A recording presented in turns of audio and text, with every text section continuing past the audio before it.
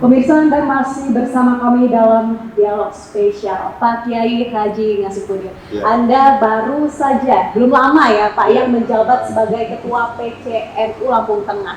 Bagaimana kebijakan Anda sendiri Pak terkait dengan paham radikalisme ini agar tidak semakin meluas? Silakan Pak Kiai. Iya, terima kasih. Jadi begini Mbak Resti, memang saya baru, bahkan belum dilantik sampai hari ini. Jadi insya Allah nanti dalam kedepannya setelah pelantikan tentunya kami akan memaparkan program-program kerja nanti dalam acara Rakercap. Nah, terkait dengan masalah program NU Lampung Tengah terkait masalah penanggulangan masalah paham radikalisme. Ini yang pertama, kita harus paham Mbak bahwa negara kita ini negara hukum, sehingga dalam memberikan program ini jangan sampai menyelesaikan masalah tapi timbul masalah yang baru. Ini kan sering digunakan oleh Pegadaian Mbak ya. Tadi menyelesaikan masalah tanpa masalah, itu mungkin bagus.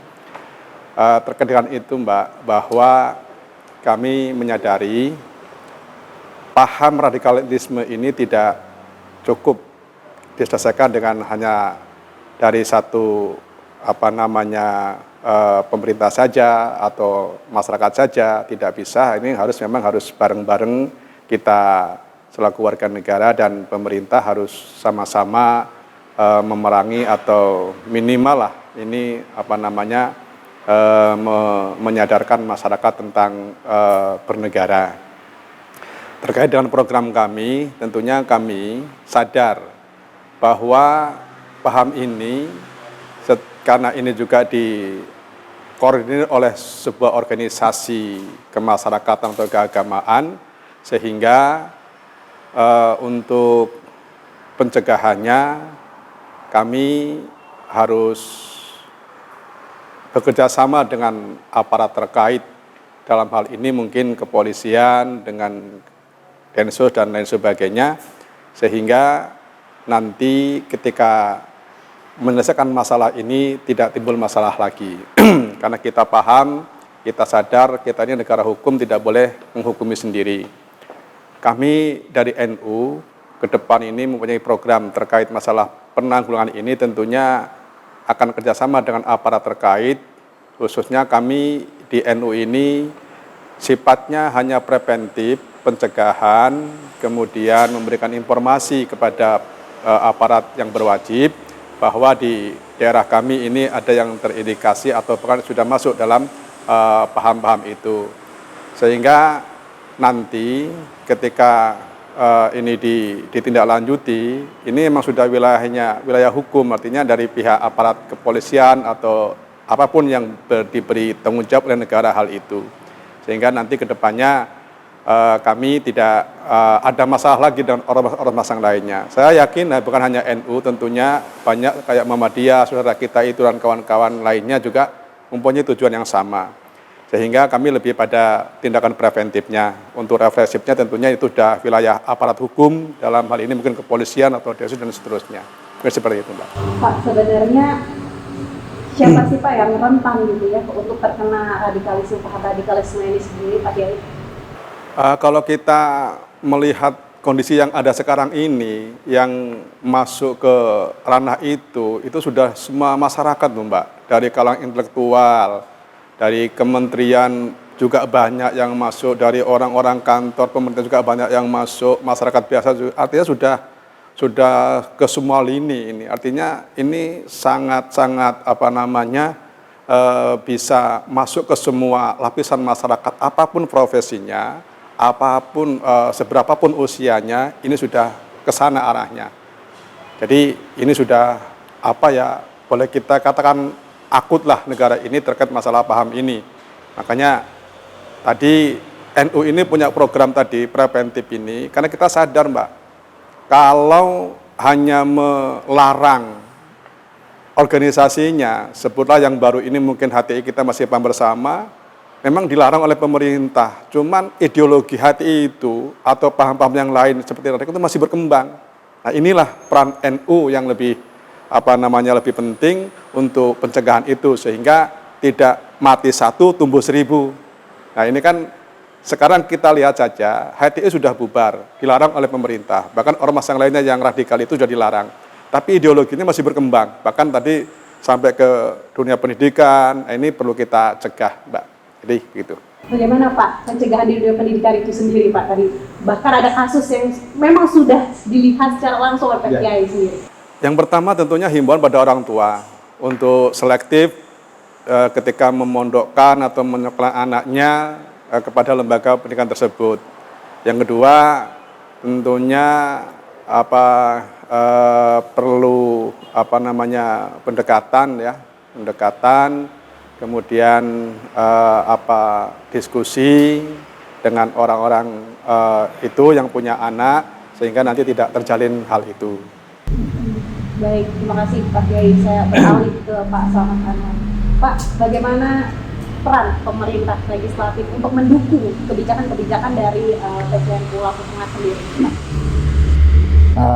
Kalau Mbak Kristi tanya apa peran legislatif, secara pribadi saya ini kader NU yang ada di legislatif, kan? Yang punya program, yang punya anggaran, ya tentunya tinggal ngomong aja ketua NU sama kadernya yang ada di partai politik. Jadi beliau ini untuk operasional kan butuh duit. Yang punya duit kan kita orang, tinggal ngomong. Kita tidak akan berkhianat dengan NU. Seberapa berat tugas NU, seberapa besar yang diperlukan, ngomong dengan kadernya yang ada di legislatif atau di eksekutif. Jadi butuh kerjasama, butuh sama-sama pemantapan bahwa kita adalah punya satu kerjaan yang sama, menjaga NKRI. Hanya beda tugas. Kalau beliau ini kan di rumput bawah, kiai-kiai. Lah kalau saya ini kan yang ada di eksekutif, di pemerintahan. Lah yang megang duit memang kita. Jadi tinggal ngomong aja Pak Kiai, Pak Mat panggil aja. Saya ini anak buah beliau. Saya ini santrinya di NU. Tinggal ngomong, ini butuh ini untuk operasional. Karena di NU ini kan nggak ada sumber yang sekarang ini belum kita kuatkan secara ekonomi. Nah siapa? Ya titipan kader yang sukses-sukses baik di eksekutif, di legislatif. Maka saya sering ngomong sama beliau, kalau ada kader NU yang dititipkan di politik atau di eksekutif kemudian nggak mau ngurusin NU, ya udah disumpahin aja, nggak usah dipilih lagi, gitu aja. Gitu, biar jos NU-nya. Karena apa? NU-nya ini kerjaan sudah berat, ngurusin khilafah apa, gitu kan? Nggak pernah dapat gaji dari budget dari negara. Nah, kita lah yang tanggung jawab. Maka itu siap itu. Makanya nggak usah sungkan-sungkan ngomong sama kadernya. Baik, terakhir Pak, harapan Anda Pak untuk masyarakat luas sendiri agar tidak terpapar dengan aliran radikal yang kian marak saat ini. Saya mengimbau kepada masyarakat, nggak usah gampang tergiur hal-hal yang baru. NU sudah hampir 100 tahun, 1 abad. Muhammadiyah, jadi untuk pembelajaran teologi keagamaan ini sudah nggak usah ragu lagi dengan ormas-ormas yang sudah ada. Jadi jangan mudah percaya dengan orang yang membawa bungkusan plastik, bungkusan kemasan agama, tapi untuk memecah belah persaudaraan dengan negara kita. Dan terima kasih Pak Kiai Selamat Anwar dari Ketua PCNU Lampung Tengah. Bagaimana harapan Anda Pak Kiai? Terima kasih Mbak Rasti. Jadi harapan kami kepada warga masyarakat Indonesia umumnya, khususnya warga NU, ini harus hati-hati dengan maraknya paham-paham sekarang banyak sekali. Jadi jangan mudah tergiur, terpengaruh.